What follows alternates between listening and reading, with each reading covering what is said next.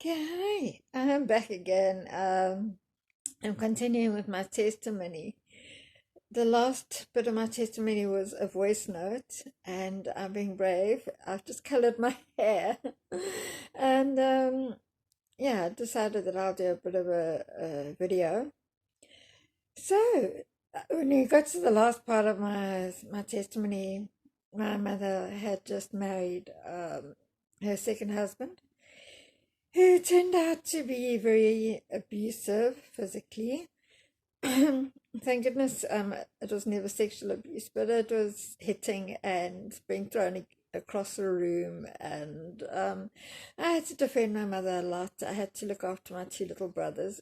My baby brother was 10 years younger than me, so I was about 11, he was only about 1. So it was quite scary, and I had to grow up really quickly.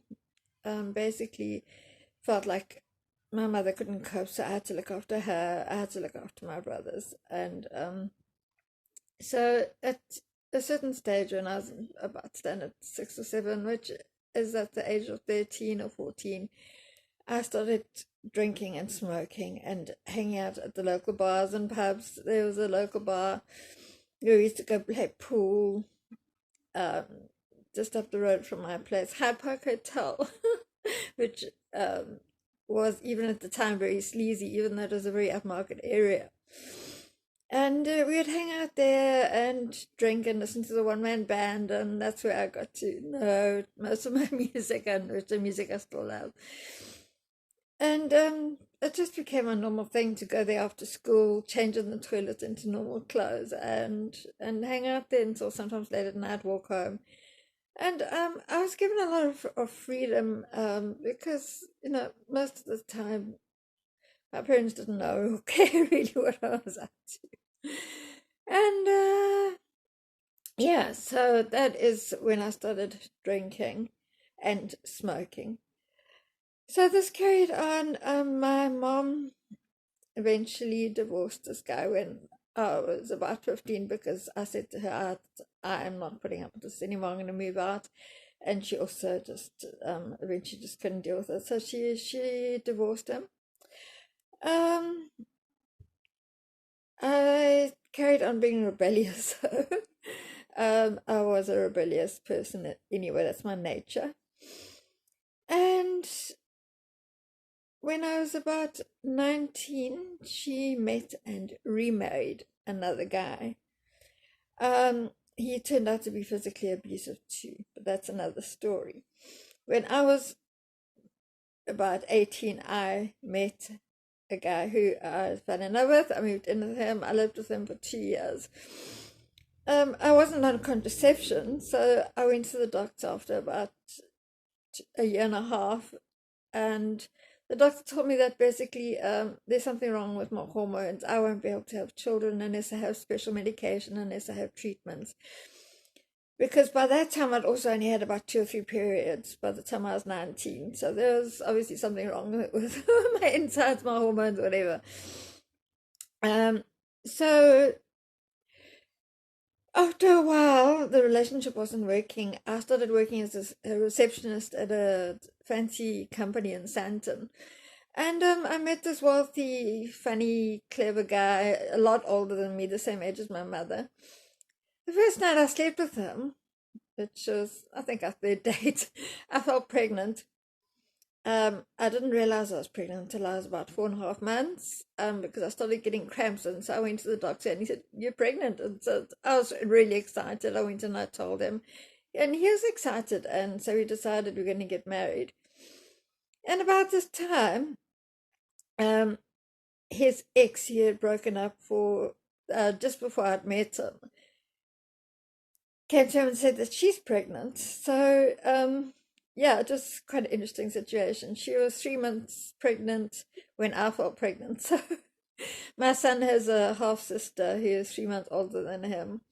I looked after this child a lot while I was pregnant. While when I gave birth to my baby, she was at our house most of the time. And because my husband and I were not getting on, we moved into a new house in Sandton. And I met this girl through my husband. She was his secretary, and we started partying. And I loved that life. I thought it was amazing. I just wanted to go out dancing like at least 2 or 3 times a week. We'd go out, and then I got back into drinking. I got back into smoking. Okay, so when I married this man, I stopped drinking. I stopped smoking because I was pregnant, and also I stopped drinking because of my husband, because he was an ex-alcoholic, and I wanted to have respect for him. At this stage, I wasn't an alcoholic as yet. So I stopped drinking and smoking until my son was about 4. Then I started again. Then through this girl, I met a guy who was her ex, and she said to me, I know you're unhappy in your marriage, and this guy will help you to just have fun and get over all the issues. At this stage, my husband had had enough of everything, and he got a job offer overseas. He moved overseas and said, if you want to join me, let me know. But I was very happy. I had a huge mansion in Sandton. I was very happy living there with my friend. Eventually, my boyfriend moved in with me. I didn't realize that he was a drug addict. I was quite naive about drugs. I didn't realize that she was taking and also even selling drugs from our home. At this point, I hadn't tried drugs as yet. And then the next thing is that my boyfriend insisted that I try drugs.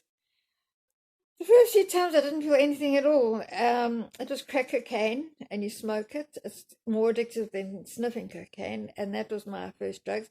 And at the same time, I started taking ecstasy, which was given to me by friends, and we started going to raves, which was the in thing at that time. Huge, big rave parties with Technicolor clothing and retro 80s style neon clothing and ecstasy pills, where you just could dance all night and feeling so happy and in love with the world.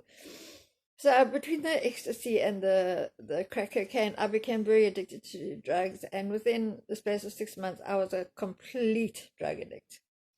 And yeah, so that's my little bit of that story, and I'm going to carry on with my next one soon. This is probably very shaky because I'm holding it in my hands on my knees. So if it's too shaky, we might have to delete it.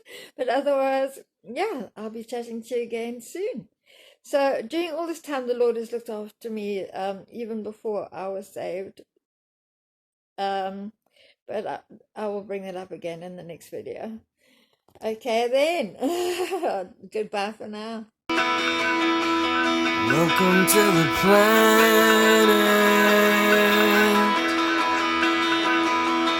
Welcome to existence.